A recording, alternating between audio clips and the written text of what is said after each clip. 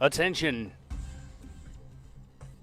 The views and opinions on this show are not necessarily those of Axe Ministry, Axe Media Group, and or their affiliate and subordinate ministries and or nonprofits. So now, here to talk about all kinds of things when it has to do with crime and such, Dr. Steve Albrecht. Take it away. Thanks, Matt. Welcome to Crime Time and podcast episode 45. I'm Dr. Steve Albrecht, and I'm joining you from the Axe Media Group studios in Springfield, Missouri. So for this hour, I'll be talking to you about prison interviews that I have done with 3 convicted workplace violence murderers. As part of my research and the prevention of workplace violence, I've interviewed 3 men who have killed people that they had worked with, or that they killed people that were doing their jobs at the time. We know what they did. We have to ask why they did it, and I have asked them these questions. One of the issues that comes up with these types of people is, and people ask me this a lot when they realize that I've interviewed these guys in prison, is are they sorry for what they did? And the answer is sort of. They're sorry for what happened to them in terms of the criminal justice process. They're sorry for where they ended up in prison for life. And one guy, what I'll talk about is Scott DeCry. He's got like an 800-year sentence. So they're upset about where they are, where they ended up. But I don't think there are any of the 3 guys that I've talked to that did these crimes were actually upset about what happened. And that's kind of the tragedy of the whole thing, of course. So for this hour, we'll be talking about workplace violence perpetrators and really the why question, why they did what they did. So thanks for listening to Crime Time, where we talk about crime and crooks and cops and personal security. We'll talk about some dangerous people and lots of heroes. We'll even mention a few stupid crooks. Most importantly, I'll talk to you about what you can do to keep yourself safe, your family safe from crime and violence. And as always, you need to be vigilant at home and in your neighborhood and in your community and at school, if we ever go back to school, at work or on the road. And this show exists to make you feel more empowered, more secure, and more educated on security issues, personal security, and also the criminal justice system.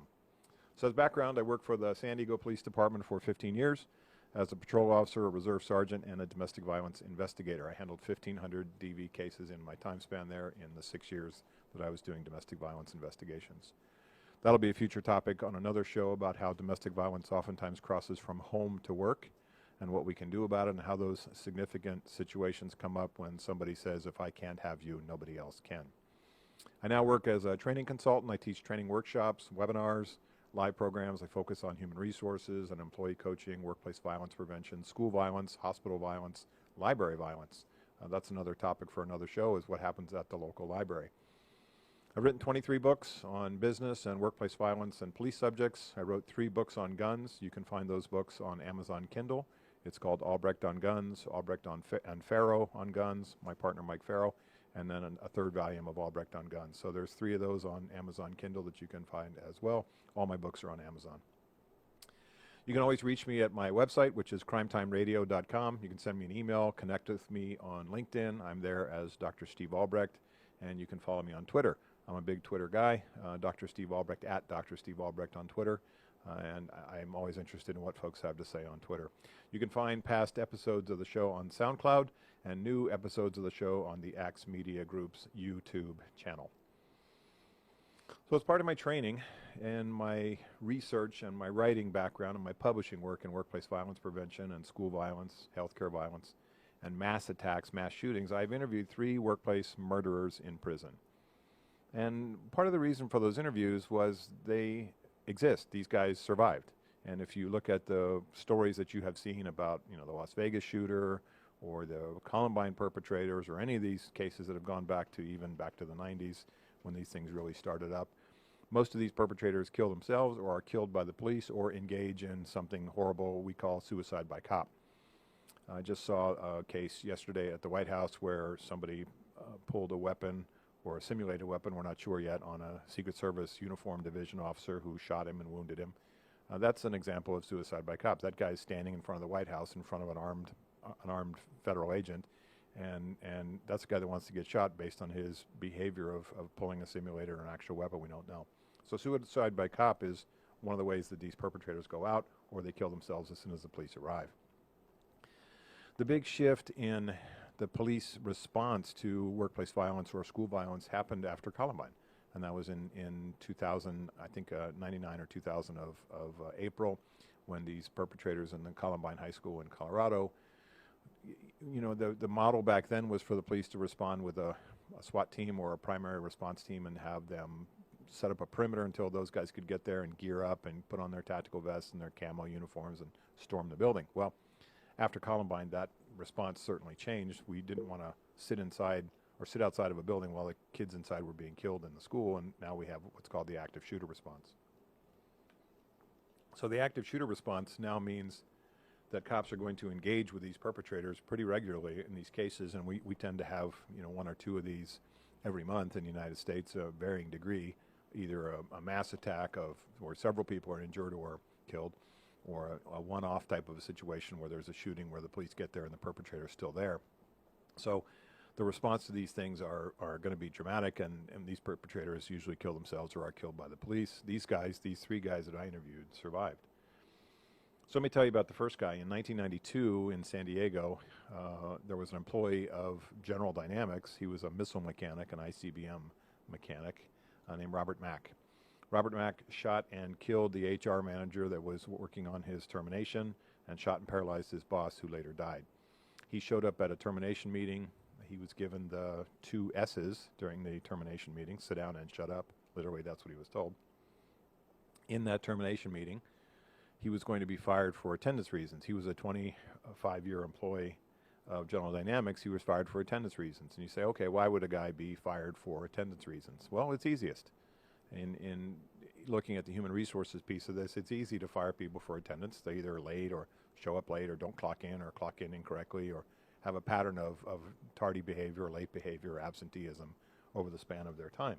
And that was Robert Mack's problem, was he had an absentee issue, and he was always sort of goofing off on the job. As a 25-year employee of General Dynamics, he felt pretty entitled to that. As a result, he was given a suspension. And on suspension, which happened over Christmas in '91, he received a letter from the organization that he thought was going to say, come back to work in January and welcome back. And it actually said, come to this termination meeting in January and we'll fire you to your face. That was a union situation that he had, that they had to give him notice that he was going to be terminated. So he was going to be terminated at this meeting. He actually showed up an hour and a half late, which is sort of ironic, isn't it? He showed up an hour and a half late to a meeting that he was going to be fired for being late all the time. He was driven to the General Dynamics plant, the headquarters in San Diego, the manufacturing headquarters, which is down by the airport. It's on Pacific Highway right next to the San Diego airport, by his girlfriend. And she apparently missed all the warning signs. He said things like, you know, here's where the checkbook and all our money is, and I've left all of my jewelry in the drawer, and it's on the top drawer, and you can find it at home. And she's like, okay. And he said, you know, I won't need a ride home. And she's like, all right. And so she missed all the warning signs of a guy that's going to commit suicide at the scene. She just missed all that. During the termination meeting, he was given the 2 S's, sit down and shut up. He got really, really angry. And so that was part of the learning lesson for me in talking to a guy like that, is what's the strategy for those types of people when they're furious? And the answer is to let them talk, let them vent. Let them vent and tell their story and get it off their chest, what they're angry, what they feel vengeful, what they feel revengeful about, and hear them. And validate their concerns. Say things like, I hear you, and that sounds tough, and we're going to try to do the best we can for you, and we have a plan for you in terms of how we're going to ease your transition from the organization. We appreciate your service here, and things that validate these people's concern. He didn't get that. He got sit down and shut up. So during the termination meeting, he was going to shoot himself. He originally brought the gun that he purchased, swapped some cocaine for earlier that day. The termination meeting happened, I think, around 1 or 2 in the afternoon. And he was going to shoot himself, but he got really angry, and he changed his mind. And as the meeting was wrapping up, he pulled out the gun, and he shot the HR guy, and he shot his boss, and the rest we know. The police showed up, and it was almost going to be a SWAT mission, that type of a hostage type of a thing, but they talked him into giving himself up after he spoke to his mother. So he did this in January of '92. I interviewed him in prison in San Luis Obispo in March of '93. And so my first conversation with him in March of '93 became the centerpiece for a book I wrote called Ticking Bombs. And the Ticking Bombs book came out in '94. It was, at the time, the first workplace violence book, business book on workplace violence. And back in those days, '94, most of our cases, and I wrote the book with the San Diego police psychologist, a guy named Michael Mantell, most of the cases were coming out of the post office, and that was the time span where the phrase "going postal" was such a popular phrase because that's where all the cases were. The idea of a mass shooting in another place involving a factory or a school or something like that was not as common. Most of these things were happening at the post office. In fact, the Postmaster General wrote the foreword for our book, a guy named Marvin Runyon, and he actually wrote the foreword for what we were talking about. So I interviewed Mac in 93, and then the book came out in 94, and then kind of fast forward a little bit, I interviewed Mac in 2013. He had moved from San Luis Obispo, where they had him there, to a correctional facility in what's called Blythe, California, which is not the end of the world, but you can see it from there. It's out in the desert. So I interviewed Mac in 93 and again 20 years later in 2013. And so you say to yourself, okay, what do you think a guy who has been in prison for 2 murders, what do you think he has learned in that time span in 20 years? And the answer is not much. So Mac is an interesting guy from the standpoint of he, again, goes back to what we talked about at the opening, which is he's upset about where he is, not what happened. He blames the organization, as many of these people do. He blames his bosses. He blames how he was treated.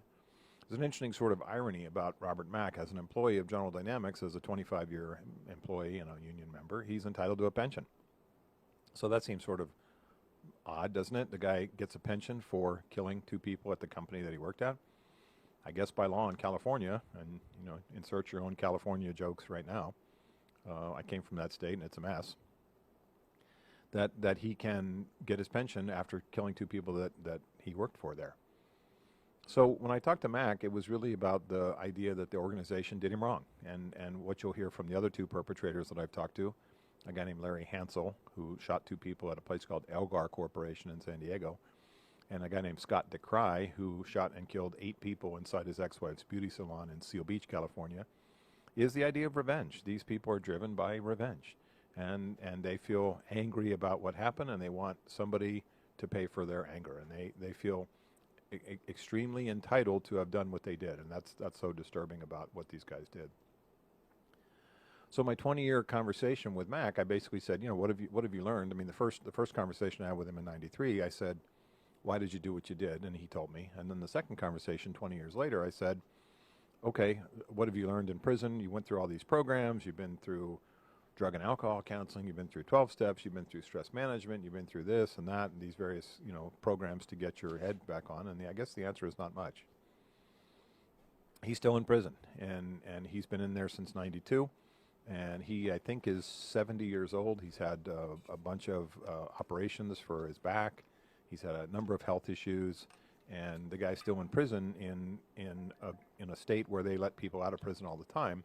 So it's sort of disturbing that this guy's still in prison. I don't think he's a threat to anybody, but he refuses, and I've read his parole reports, he refuses to say what the parole board wants to hear, which is, I'm very sorry for what I did. And you think about these perpetrators, and when they're sitting in front of a parole board, they say, you killed these people, do you feel regret? And the answer should be yes, I'm sorry for what I did. He refuses to say that. The second guy that I talked to is a guy named Larry Hanson. And in June 1991, one of the first workplace violence cases, even before my book came out, Larry Hanson went to a company that he had worked at and had been fired. Actually, not fired, that's wrong, laid off 2 months before. He was kind of an odd guy. He had really odd religious beliefs, and he made people very uncomfortable with his religious fervor during working hours. And he didn't understand the boundary between work and home when it came to religious conversations. Some people get really uncomfortable about his approach. So they had a reduction in force, or what's called a RIF, and they laid him off. And so 2 months later, he came back. He shot 2 of the senior executives. I interviewed him at the California State Prison in Chino earlier this year, before the pandemic. So I'll talk to you about his case, and then let me tell you about Scott DeCry. In October of 2011, Scott DeCry went to the hair salon where his ex-wife had worked. She was not an owner, but she was an employee. He shot and killed her first, and he shot and killed 7 other people. He came outside and shot another person who was actually on the phone with the cops. So I'll tell you his story. So he shot 8 people to death, and 9 total, and one of them survived from inside the beauty salon. So I'll tell you, I'll tell you Scott DeCry's story. And I interviewed him in the California State Correctional Facility at Corcoran, which is up by Fresno, where he is housed. He's doing like a 400-year term. So each of these men have survived their attacks, which is these days is pretty rare. As you can see from the media coverage in most recent mass shootings, most of these killers kill themselves or are killed by the police, or there's a suicide by police kind of a approach here. I wanted to give them the chance to tell their stories and their side of the story. And as you can guess, all three of these people don't think what they did was wrong. And in short, they're sad where they ended up, in prison for life, but not really for what they did. So that's disturbing to me.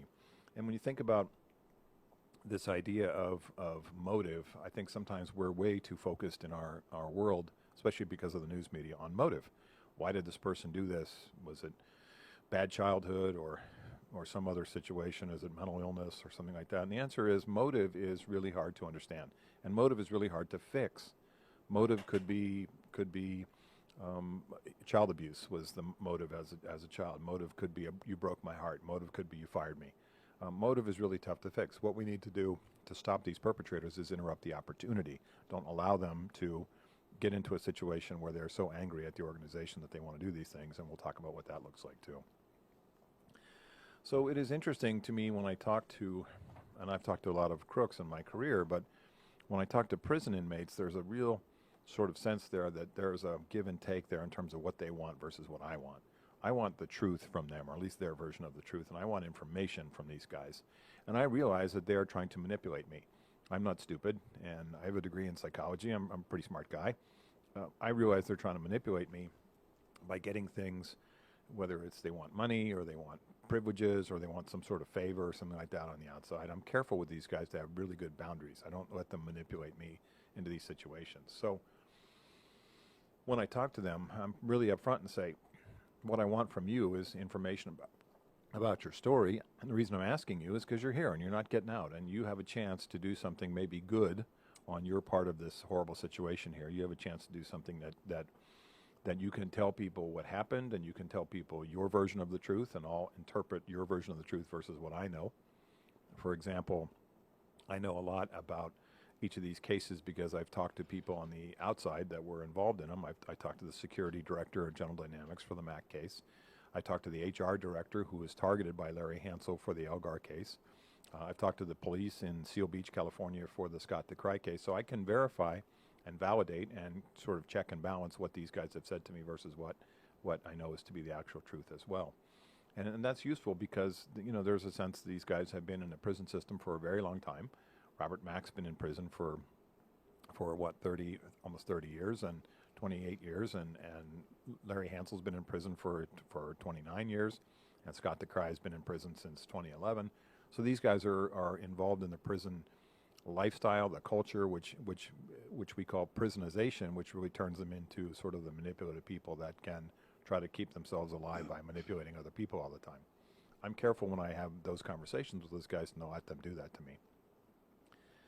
So one of the things I look at for all these guys, and you know, Mack killed the two people that he thought was responsible for firing him. Hansel killed two of the senior executives at the company that had laid him off, and Scott DeCry killed the woman who has been his ex-wife and that he accused of physically abusing their child. And they had a court appearance coming up, and after the court date, they argued over the telephone in about 8:30 in the morning before when he had dropped off his son at school. He drove over to her beauty salon about 5 hours later and killed her. And he shot the other people, killed the other folks in the beauty salon for no apparent reason. When I asked him why he did it, he said, I didn't see them as a threat. I didn't see them as dangerous. They weren't stopping me. They weren't going to harm me. I just did it anyway, and I don't know why. So when I look at the motives for these guys, and I don't like to focus on it, but I look at the themes and the motives for these guys, the biggest one is the desire for revenge. You broke my heart, you injured my child, you fired me, whatever it happens to be, the desire for revenge is really strong in these perpetrators. The second thing is there's a sense of entitlement. I'm allowed to do this. I have a gun. I can come in and take over this room. I can scare all these people. I'm allowed to do this. And that's the sense they have of entitlement. And also there's just a whole blame the victim, blame the system kind of an approach. They blame the company. In two of the cases, they blame the victim. Scott DeCry blamed his ex-wife, certainly. So there's a blame which is focused and redirected not on their own actions, certainly, but on the actions of who they killed. The fourth part is there is some sort of a plan. When you look at all three of these guys, they had a pretty detailed plan. Larry Hansel drove his car to Elgar Corporation. He parked about a block away, his truck. He took his bicycle out of the back of the truck. He put on a backpack which was filled with pipe bombs and Molotov cocktails, and he had a bandolero, kind of like a army soldier has a shotgun bandolero wrapped around his chest, and he rode his bicycle to the facility. I mean, he had a plan. Scott DeCry knew what his wife was going to be working. He showed up at her facility with 3 guns. He had a 44 Magnum, like Dirty Harry, like Clint Eastwood. He had 2 9mm handguns, and he shot all of them, including, he shot her, I think, 10 times. Robert Mack had a plan as well. He was going to stand up and make this vocalization to the board that was going to fire him, and he's going to shoot himself in front of them. They all had a plan. One of the things I look for in my cases and the work that I do for workplace violence prevention is leakage. Do these guys leak out information? Do they tell other people what they're going to do?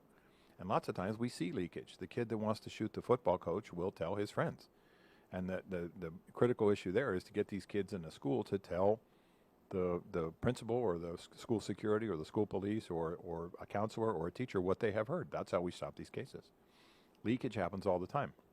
If you think about domestic violence, the perpetrator says, if I can't have you, nobody else can. That's leakage. And in these 3 cases with these 3 guys, Mack, Hanson, and DeCry, no leakage. 2 of the 3 overarmed themselves. Mack had a revolver, which he traded some drugs for the day of the crime. But Scott DeCry had 3 guns, and Larry Hanson had shotguns and Molotov cocktails and pipe bombs and handguns. Actually, Larry Hanson hid one of his handguns in the facility right after he got fired. So right before he left for the final time in the facility, 2 months prior to that, he hid a gun, which he told the cops about when they got there and when they searched the building later on. He told them where this extra gun was hidden. So 2 of those 3 guys overarmed themselves in these cases, and that's pretty common as well. You see these perpetrators that show up in these mass shootings with lots of guns and lots of ammo, and they overarm themselves. Excuse me. And the last one is no remorse. Again, 2 of these guys are doing life without the possibility of parole. Mack is the 3rd guy, and he can't get parole because he doesn't know how to tell the parole board that he's sorry for what he did. So again, they're sad for where they are, but they're not sad for what they did, and that's sort of heartbreaking. So Larry Hanson, 41 years old at the time of the crime. This is June 1991, about 2:30 in the afternoon. He's hired at Elgar Corporation, and that's a company that makes power supplies for large manufacturing machines and things like that. He's hired in '88. So 2 months prior to the shooting, he's laid off from his job at Elgar Corporation, where he worked as a technician. He was nicknamed Crazy Larry Hanson. He was let go as a reduction in force, but the real reason was because he had these sort of odd religious behaviors where he would kind of make people very uncomfortable when he talked about at work. So he came to the office the morning of the shooting, and actually the shooting happened at 2:30 in the afternoon. He came in the morning beforehand, and he said, "Who is in the building?" And the secretary, the receptionist, told him who was in the building. He was looking for some senior executives. Technician. He was nicknamed Crazy Larry Hanson. He was let go as a reduction in force. But we got something going. Sorry about that. Odd religious behaviors where he would kind of make people very uncomfortable. My bad. Back on? Yep. So he came to the building and he asked the receptionist who was in the building. He was looking for some senior executives that he planned to kill, including the HR director, who I had interviewed and knew later on. So he returned several hours later, probably 5-6 hours later. He parked his truck nearby. He rode his bicycle to the rear of the building. He was armed with 2 shotguns. He had ammo and a bandolero wrapped around him. He had 2 pipe bombs, and one of them he created so it would make a lot of smoke. He had a handgun and then already some ammo hidden already in the facility. He set off the 2 smoke bombs in the hallways. He went to the lobby. He told the receptionist to move out of the way. He shot with the shotgun. He shot out the phone system so that she could not call 911. Inside the building, he ignored, and this is very common with these perpetrators, he ignored a lot of other people that he saw. He didn't want to shoot them. He was looking for the HR VP. He was looking for the general manager of the plant. He was looking for his own supervisor. He went to the second floor where he killed the general manager of the plant, and he killed his supervisor. They were both in the same office. Then he got on his bicycle and rode back to his truck, and then he threw his bike in the back, and he drove to Palm Springs. And probably 3 hours later from the shooting, he turned himself into the Riverside Sheriffs, and they arrested him. They took him back down to San Diego, and then there was that search again for the facility while they were searching the crime scene, they found his extra gun that was there. They also found 3 Molotov cocktails, and if you remember those are glass bottles that have gasoline and a rag in them, so when they explode, they're going to catch on fire in the building. He also created a radio-controlled bomb. He was a pretty smart guy when it came to this stuff, and which they found outside the building. So in talking to Larry Hanson, this sense of what his case was all about, I really was just interested in how much planning he put into this, and did he decide to do all this stuff with the bombs to get people to evacuate? And that was really the answer. He wanted people to evacuate the building so he could focus on the 2 people that he ended up killing. This is in our world what we would call targeted violence, which means these people have a specific target list. They want to kill the woman that broke their heart, or they want to kill the boss that fired them, those types of things. And so he intended to kill the 2 people he killed, and he would have killed the HR director if the HR director hadn't been smart enough to get out of the way and hide out. He fired all of his guns. He fired the shotgun several times, but again, he could have killed the receptionist, but he didn't. He let her live. He owned the guns prior to this incident. He was a gun guy, and he knew that he was going to use those for that particular situation. The tough part about talking to Larry Hanson is that he has severe mental illness, and so in my conversation with him, he was very specific on the actual events of the shooting. So when I look at my notes and his answers from what I asked him about the shooting in particular, he's very specific. But he continues to send me letters, which are rambling and all about John F. Kennedy and the Bay of Pigs and all kinds of stuff, which has nothing to do with what happened. So his mental illness is really quite severe. He actually had a job. He was working at another organization before this incident happened. So 2 months before the murders, he was actually working in another place. So it really is not about, I don't have any money and I'm starving to death and you're responsible for that. He had another job. He says he didn't tell anybody what he was going to do. He had a wife and kids, and she's still with him, and he has grandchildren, and he has no sort of sense of why he was let go from Elgar Corporation. He thinks it was a plot to ruin his life.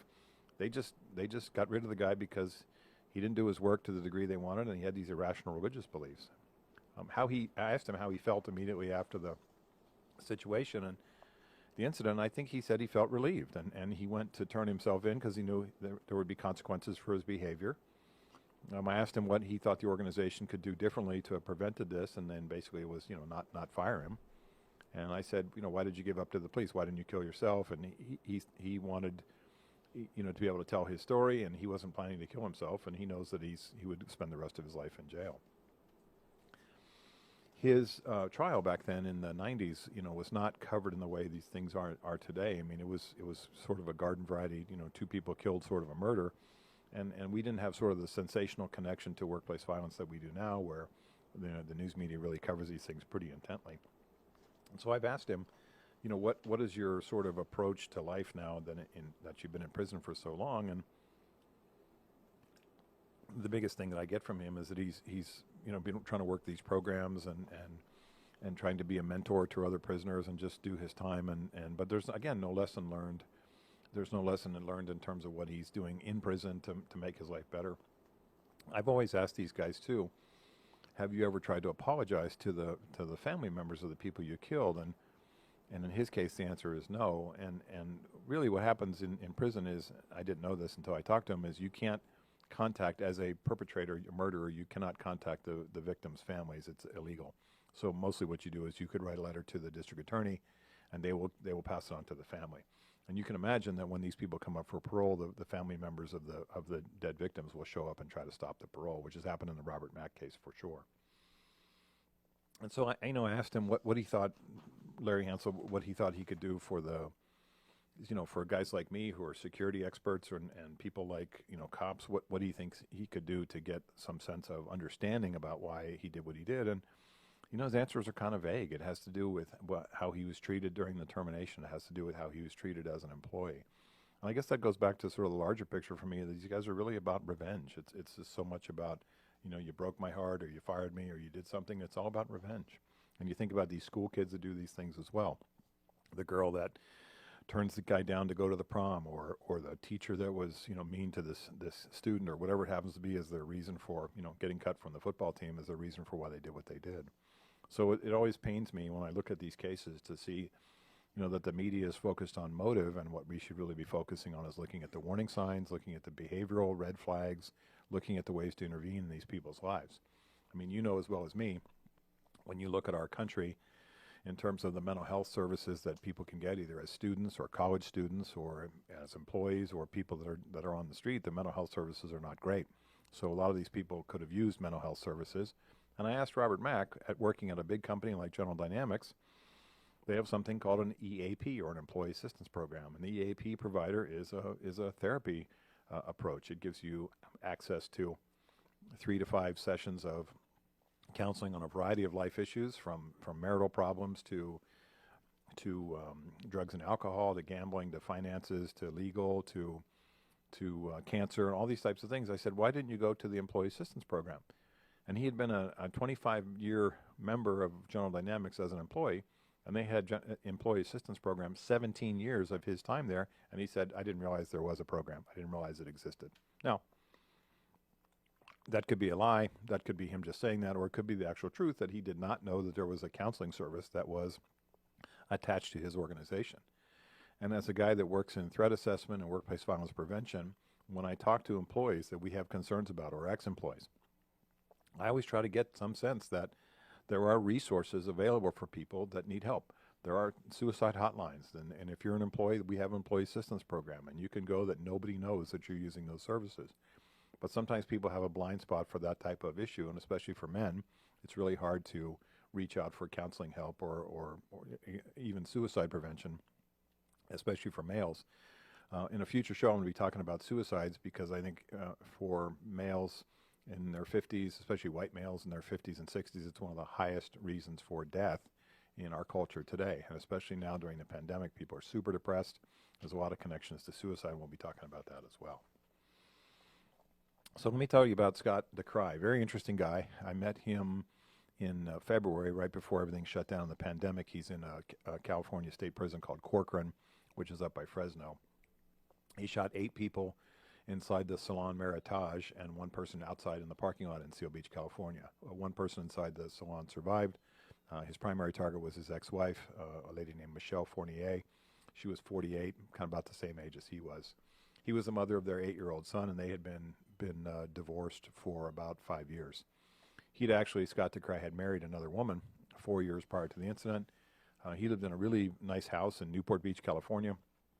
He had a medical condition as a result of being injured on the job. He was a merchant marine, and his leg was badly damaged, and he had retired. And he was very upset as his ex-wife for his sense of her abusing their son. His statement to me that she had physically abused the boy several times before, and he was very upset about their custody arrangement.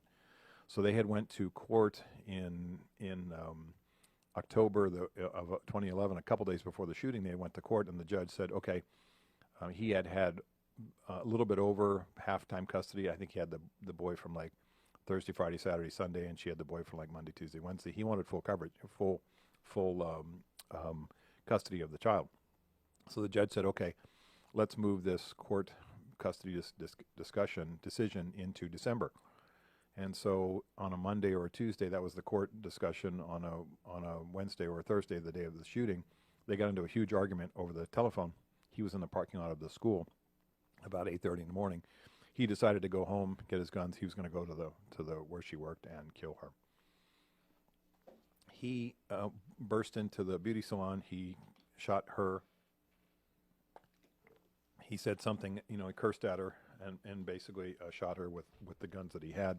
Again, a .45 caliber, H&K semi-auto. He had a .44 Magnum Smith & Wesson revolver, the Dirty Harry gun, and he was also carrying a 9mm semi-automatic. Excuse me. He was wearing body armor at the time of the crime. He was carrying 3 guns in 3 holsters that are on his belt. At the time of the crime, he was wearing body armor because he thought the police would shoot him as soon as he fled the scene. He was arrested about a half mile from the beauty salon. He was pulled over by the cops. He gave up. He came out of the car He laid on the ground. They came over and handcuffed him. They also tasered him, even though he had said he was not a threat to them. So, again, as I said, 2 days before the shooting, they had this court appearance, and then the morning of the shooting in the parking lot of the school where he had dropped off his son, he was furious at her, and he decided that he was going to go in there and kill her. And then his whole conversation about why he killed the other people is just so sad to me. They had nothing to do with his situation. I think he knew the beauty salon owner, but other people in there were just employees cutting hair or customers getting their hair cut.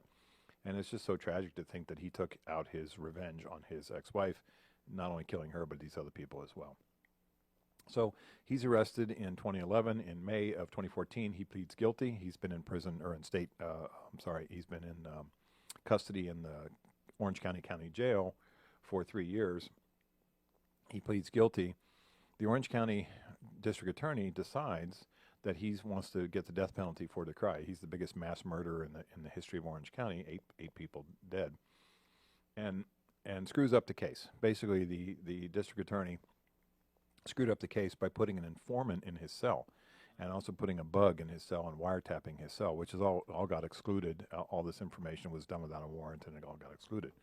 Actually, Kamala Harris, who you may know from her possible acceptance of being Joe Biden's vice president, was the attorney general in California, and she took over the case. Her office prosecuted that case.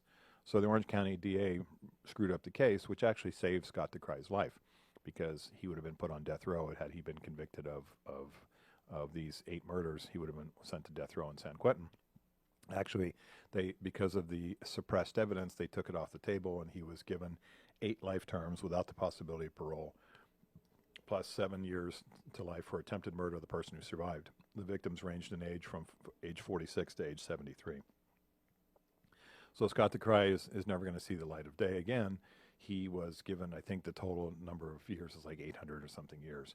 The judge said during the sentencing, the gates of hell flew open and you emerged as the face of evil. So when you look at my approach to a guy named Scott DeCry, who is an interesting guy for a psychopath. He's an interesting guy for somebody who has killed all these people. I'm not saying he's a good guy, certainly, but he's an interesting character to talk to. I'm careful to stroke his ego and to tickle his narcissistic tendencies. I know the guy's narcissistic. He wants to tell his story. I'm interested in his story. I want to hear what he has to say. I think we have a rapport that's come from these conversations. I looked at his past behaviors, his past rationalizations, his past justifications as to what he did. I looked at his life issues. He had a number of positives in his life. He had a number of negatives in his life. I looked for pre-attack behaviors. There weren't very many. He did have a plan, which he says he did not leak to anybody, including his current wife, who is still stuck beside him. He's an interesting guy to talk to. I enjoyed the conversation with him that I had face-to-face. He and I exchanged letters on a pretty regular basis. I'm not saying, again, he's a good guy, but he's an interesting guy to talk to. And in my work, I don't really sometimes get to pick the types of people that I get to talk about. These are bad guys who have done bad things, and they know that. So I'm not trying to fit the guy into a profile. I'm trying to fit him into a collection of behaviors in context. Was he doing things that security officers, security practitioners, HR people, cops, psychologists, folks like that can look at and figure out what we can learn from other cases? I belong to a group of people that have a collection of these types of interests as well, called ATAP, the Association of Threat Assessment Professionals. We have about 14 chapters around the United States. We have chapters in Canada and in Asia and in Europe and in Latin America. And so we focus on workplace violence, school violence, stalking, domestic violence, and terrorism. And so this group of ATAP folks, we have about probably 2,000 or so people. We have conferences twice a year in January and August where we get together as a group and we look at what these people have done in these cases over the years. And I have presented the Scott DeCry case at an ATAP, several ATAP meetings over the last year or so, just to help people focus on what this guy did. So again, for my colleagues, it's not really about motive. It's about stopping these people. It's about interrupting the opportunity so they don't get to do what they have done. And so I'm looking at the intervention tools and the ways that we can stop these guys from doing the things that they have done. So his, again, motive was his anger toward his ex-wife. towards his sense that she had abused their son physically and he wanted to get full custody. The judge had stopped that and kind of moved it ahead until December, and he wasn't going to wait that long. So I asked him a lot of questions as to why he did what he did, what his anger was towards his ex-wife, and also I was really interested in once he got arrested, how he got through the jail system in Orange County, and how he got through the prison system. And it's interesting the things that he told me about sort of the outside part of the prison system, which is the commerce in the currency in state prisons, at least in California, is stamps. In the old days, it used to be cigarettes. That's how people paid for things. But in prison, it's stamps. So that's what they use for money with each other when they buy things, or they pay off debts or gambling debts or extortion or the other stuff that happens in prison, you can guess. And also they use it to buy things at the commissary in the prison system. So whenever I send something a letter to DeCry, I send him some stamps. So he has a little currency to be able to buy sodas and toilet paper and stuff like that in prison. So it's interesting how that world has worked. So when I think about these guys from the standpoint of what they did, I'm sorry for what happened. I'm sorry for the loss of life of all the people that were connected to these guys. I'm interested from a research perspective as to what I can learn from them, and I'm really hoping that my colleagues in the threat assessment world and workplace violence and school violence and healthcare violence and domestic violence can learn from these guys for what they have done. So let's talk about my favorite part of the show. It's Crime Time's Stupidest Crook of the Week. Here's where I get to talk about some of our dumbest criminals and the things that they have done to get themselves named as the stupidest crook of the week. So a would-be robber entered a Florida Wells Fargo branch in Orlando, Florida. He's wearing, this is a pandemic type of a stupid crook, which is great here. The timing's perfect. He's wearing sunglasses and white gloves and a white cone-like mask over his face. He approached the teller's window, demanded money, but the teller had trouble understanding what he was saying through his mask, and there was also I guess she had a plastic shield in front. So he repeated himself over and over and over again, and he finally got frustrated and ran off. He was later arrested via CCTV footage from neighboring businesses who saw him leave. So the tip for the next bank robbers would be to maybe take off your mask when you're making your demand for the money, because she couldn't hear him and he didn't get any dough. So that's our stupid crook of the week. Let's take your Crime Time IQ test here. Let's test your Crime Time IQ with this week's crime quiz question. Okay, ready? What city has the oldest police department in the United States? So I'll start the Jeopardy music here. What city has the oldest police department in the United States? And you're thinking, is it New York? And then, is it Boston? I think, well, the answer is Philadelphia. Philadelphia Police Department was founded in 1751 by some patriot named Ben Franklin. He had a part in that. He also founded the library system and a lot of other cool things. But Ben Franklin helped found the police department in Philadelphia in 1751. Boston came around in 1838, and in New York in 1844. I have friends on the New York PD, I have friends on the Boston PD, and I got a couple friends on the Philadelphia PD as well. So that's our Crime Time IQ test. Let's talk about your Crime Time safety tip of the week. And this week's Crime Time safety tip has to do with what you store in your car. Out of habit, a lot of people leave their garage door remote in their car. There's usually a box above your head that it's in the console up there, or some people keep it in the center console or down by the, where they keep their sodas and things like that, or it's clipped to your windshield visor. If your car is outside of your garage and you leave it outside, as some people do because their garage is full of stuff and the car can't get parked in there, all the bad guy has to do is break your window or use a Slim Jim to get into your car and press the garage door opener and get inside your garage. And sometimes, because people leave their garage doors unlocked going into the house, then this guy gets into your house. The other thing I don't want you to leave in your car, and again, it's a habit that we all often do, is your insurance card or your registration. If your insurance card or your registration, typically your registration will, but if your insurance card has your address on it, and sometimes they do, I think mine's with Geico and it does not, but if your insurance card or your registration has your address on it and the crook steals your car, he may, especially if you leave your keys in the car or he gets your keys, may drive straight to your house. If a bad guy steals your car and drives straight to your house and you were at work, let's say he's stolen the car from your work parking lot, all he has to do is pull up use your garage remote, and get inside the house. So the Crime Time safety tip of the week is do not leave your garage door remote in the car. I always bring mine inside the garage and just put it on top of a table I grab every time as I go. And keep your car registration and or, if it has your address on it, your insurance information in your wallet or your purse. So having both of those things together makes it easy for crooks to get into your house if they steal your car. So that's the Crime Time tip of the week, safety tip of the week. Keep your garage door remote hidden. Also, don't leave it in the usual spaces. Don't leave it in places where obviously it can be found if your car is parked at work. And take your insurance and your car registration information with you when you go. So thanks for listening to this week's episode of Crime Time. Thanks to producer Matt for his support, and thanks for listening to Crime Time when we talk about crime and crooks. I encourage you to go to my website at crimetimeradio.com and send me an email with topics and questions that you might want me to cover in future shows. Again, I'm going to talk about domestic violence, especially as a crossover topic from home to work. We have a lot of resources about this, especially for people who are victims of domestic violence and are concerned. There's a great national hotline, which I'll talk about on a future show.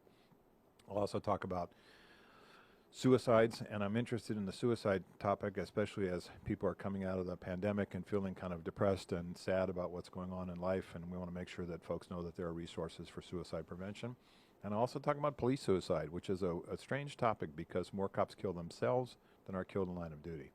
Typically 115 to 120 cops are killed each year in the field. Half of them die in car accidents or motorcycle or plane accidents. The other half are killed by crooks. But when we look at police suicide, more cops kill themselves than are killed in line of duty, and that's a horrible situation which we're going to talk about. So you can certainly get me on LinkedIn. Look for me at Steve Albrecht or Dr. Steve Albrecht on LinkedIn. Send me a message there, or you can follow me on Twitter at Dr. Steve Albrecht. So in our world, there are sheep, and there are shepherds, and there are wolves. Too many people are sheep, and too few people are shepherds. There are a lot of wolves out there. There are not enough police officers or sheriff's deputies to protect us all. That means you need to be a shepherd.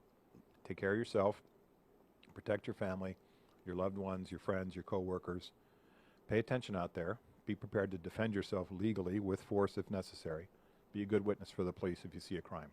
Stay safe and aware and alert at home, at work, at school, and on the road. Thanks for listening to Crime Time. My thanks to Jim Whining, producer Matt, and all the good folks at Axe Media Group. I'm Steve Albrecht, and thanks for listening to What I Know is Right.